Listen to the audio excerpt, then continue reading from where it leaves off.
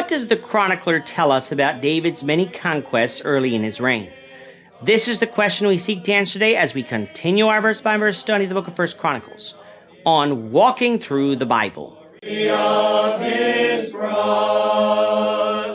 we're going to be discussing 1 Chronicles chapter 18, verses 1 to 17. But before we do that, let's read the passage. If you have a Bible with you, turn to 1 Chronicles chapter 18, verse 1. But if you don't have a Bible, don't worry. Just follow along with us on the screen.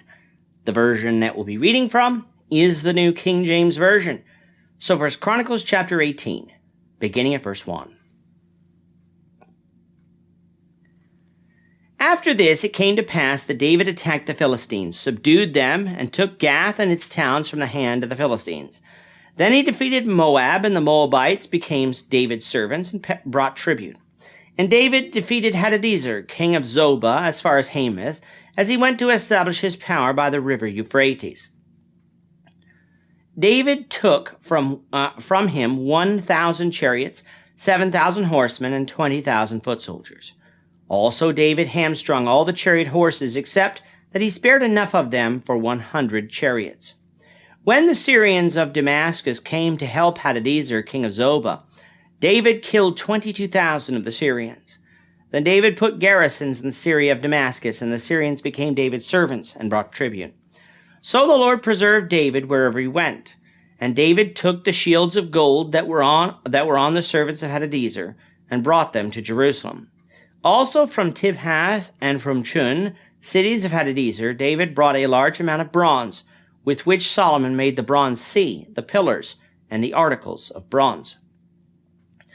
Now when Tu, king of Hamath, heard that David had defeated all the armies of Hadadezer, king of Zobah, he sent Hadoram, his son, to King David, to greet him and bless him, because he had fought against Hadadezer and defeated him. For Hadadezer had been at war with Tu. And Hadoram brought with him all kinds of articles of gold, silver, and bronze. King David also dedicated these to the Lord, along with the silver and gold that he had brought from all these nations, from Edom, from Moab, from the people of Ammon, from the Philistines, and from Amalek. Moreover, Abishai, the son of Zeruiah, killed 18,000 Edomites in the valley of Salt. He also put garrisons in Edom, and all the Edomites became David's servants. And the Lord preserved David wherever he went. So David reigned over all Israel, and administered judgment and justice to all his people. Joab the son of Zeruiah was over the army. Joshaphat the son of Ahiad was recorder. Zadok the son of Ahitub and Abimelech the son of Abiathar were the priests.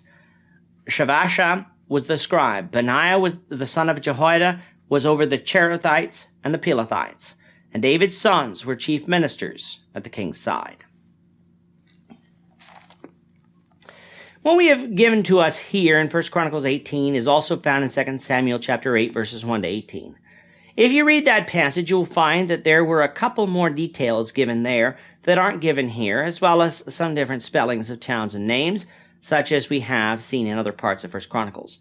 Let's remember that Chronicles is written some 400 to 500 years after 2 Samuel, so that there are spelling differences in names shouldn't surprise us. And that the chronicler left out some details which don't affect what is being described is also routine, for we do the same today. What we must realize here is that in chapter 18, we have a passage of time. These battles didn't happen overnight, nor does it suggest that these battles happened one right after the other. Rather, chapter 18 serves as a summary of the wars that occurred after David became king in Jerusalem, meaning David was in his late 30s to early 40s by the time they begin. And one of the goals, or perhaps the byproducts of these wars, is for Israel to finally gain possession of all the land promised to Abraham, from the Euphrates River to the river of Egypt. Recall back in the books of Joshua and Judges that Israel had the opportunity to take the entire land then, but didn't, instead choosing to live among the Canaanites. And because of that, God allowed them to live in that sin by not expanding their borders.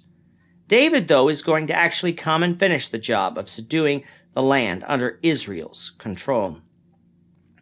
In doing this, David does not exterminate these peoples, though many do die in battle, but rather he either places them under direct control of Israel's king or indirect control through tribute.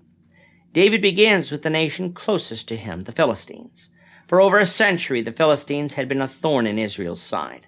They controlled Israel at different times during the days of Samson, Samuel, and Saul. They even tried to exert their control when David was made king over all Israel in Jerusalem, though David repelled them. Here in chapter 18, David finally subdued the Philistines and extended Israel's control over Canaan. David then turned east and attacked the people of Moab. Now, why would he do this, seeing as how Israel wasn't given the land of Moab? Due to Moab's oppression of the Israelites at different points in their history. Moab lied on the border of the tribe of Reuben, and recall that in the days of Ehud was one of Israel's main foes. It is not unreasonable to assume that this type of behavior continued at different points from there on out. The combatants of this war were divided into two groups, with the larger portion killed, while one portion was allowed to live. But unlike the Philistines, who were controlled directly by David, the Moabites were placed under tribute, for again Israel was not given that land as an inheritance. David also turned far to the north to take land God had promised to Israel up to the Euphrates by defeating Hadadezer of Zobah, taking from him 1,000 chariots and hamstringing all the chariot horses with the exception of as many as David could use for 100 of his own chariots.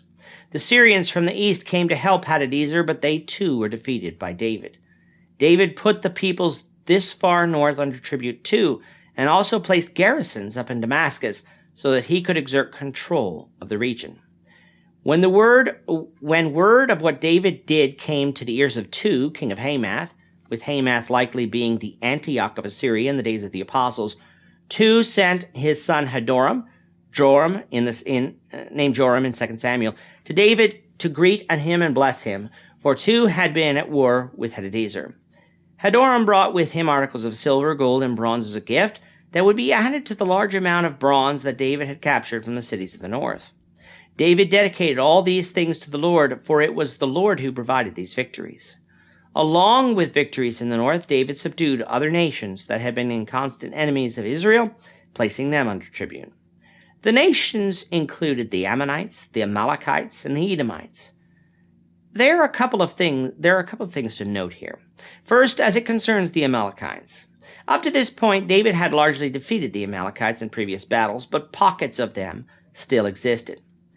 On our map, we have moved the Amalekite territory from where the publishers of our map had it to where it should be, which is east and south of Edom, rather than where it is traditionally placed in the Negev, because that is always where the scriptures describe the Amalekites as being. This will be the last time in the chronological history of Israel covered in the Old Testament that we will read of the Amalekites again, showing us that God's promise to Moses back in Exodus was finally fulfilled. The second thing to note concerns the Edomites. Back in Genesis chapter 25, verse 23, recall what was told to Rebekah concerning Esau and Jacob. And the Lord said to her, 2 nations are in your womb, 2 peoples shall be separated from your body. 1 people shall be stronger than the other, and the older shall serve the younger. Up until this point in Israel's history, Esau, Edom, would serve Jacob, Israel, hadn't really been the case. Edom rejected Israel's request to pass through their land in the days of Moses, and had been a thorn in Israel's side at different points of their history after that. In the days of David, though, they were put under tribute, fulfilling the words that God spoke to Rebekah concerning Esau. So it was that David ruled over all Israel as a much more powerful king than Saul was, having control over much more land than Saul did. He executed judgment and justice over all the people, much more than Saul ever did. Joab was the general of David's troops, while the position of high priest was taken by Zadok, the son of Ahitub, and Abimelech, the son of Abiathar. Having 2 priests was highly unusual, but remember, the articles of the tabernacle were separated at this point in time, with the Mosaic tabernacle residing in Gibeon, while the Ark of the Covenant residing in Jerusalem, so it is likely that this is the reason that there were 2 high priests. Joshaphat was the recorder of David, the one who would record David's edicts, while Sariah was the scribe, the equivalent to our Secretary of State. Over the Sherethites and the Pelethites, the king's bodyguards, was Benaiah, while David's sons were chief ministers. This is the administration of David during this portion of his reign.